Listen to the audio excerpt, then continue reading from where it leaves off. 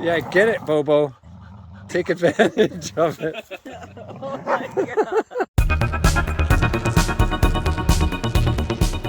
All right, hello and welcome to Trail Building 101. I am here today in 3-stage, beautiful, wonderful 3-stage. Has lots of great techie spots, but it also has some consistent wet spots where people do this one thing that drives me crazy and drives other trail builders crazy, and that is putting wood in wet spots. It is the wrong thing to do, and I'm going to talk a little bit today about why it's really the wrong thing to do.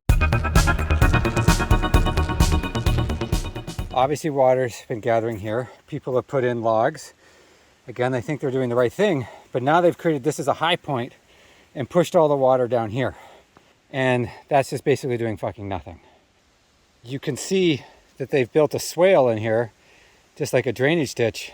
So it's coming in here, it's getting pushed up against that. It can't go that way, so it's coming in here.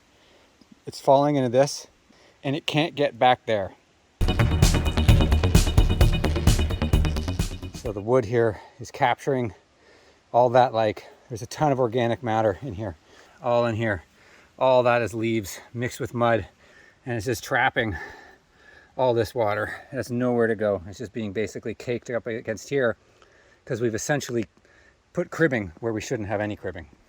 Trail used to go here, and it's just slowly been going higher and higher.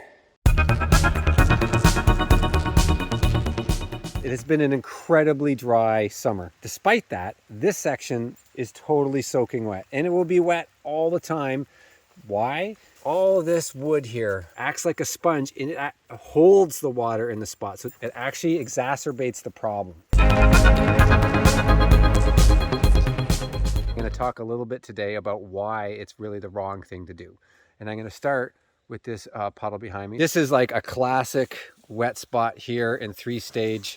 If you've ridden 3-stage, you have ridden through here, and your tire tracks have definitely contributed to what we're seeing here. The trail wants to go here, right? Goes there, that's the predominant route, but you can see how wide it is, all right? And the reason it's wide here is because water gathers here, right? So we have a drainage issue.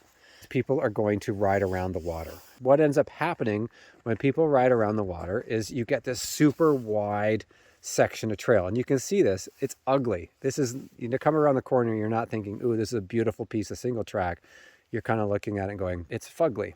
What people end up doing, and you can see it here, is they'll drop wood in. Now, why do they do this? They're putting in wood so that they can safely traverse this passage without getting their bike wet. And I know it's mountain biking, but nobody likes to get their bike wet or dirty. I am one of those people. So either they'll take the wood across or they'll go around, right? Neither of those things are good. You don't want either of those things happening. It's not a long-term solution for your trail. So what can you do? If you happen to have an uphill slope here that comes all the way down, crosses the trail and continues downhill, you can basically put in a drainage solution that allows the water to continue downslope off the trail. And here is a great job of how using rock really works well. Water's coming from upslope. We do not want to impede it.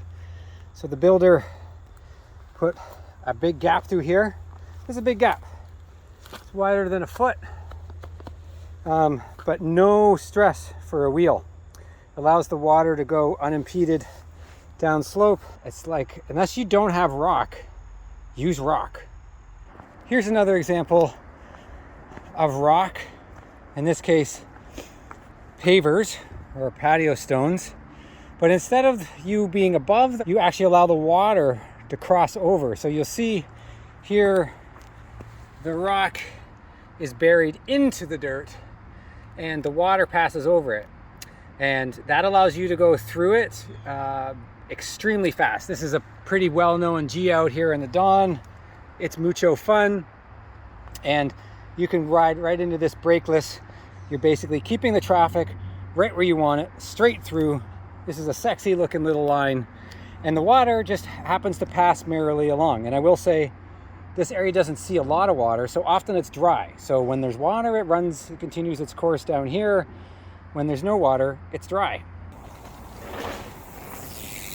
If you don't have that option, which you don't here, you can actually see we're uphill here, and we're uphill there. So this is the low point, right? What we're looking at here is the low point. So the water's going to want to pool here.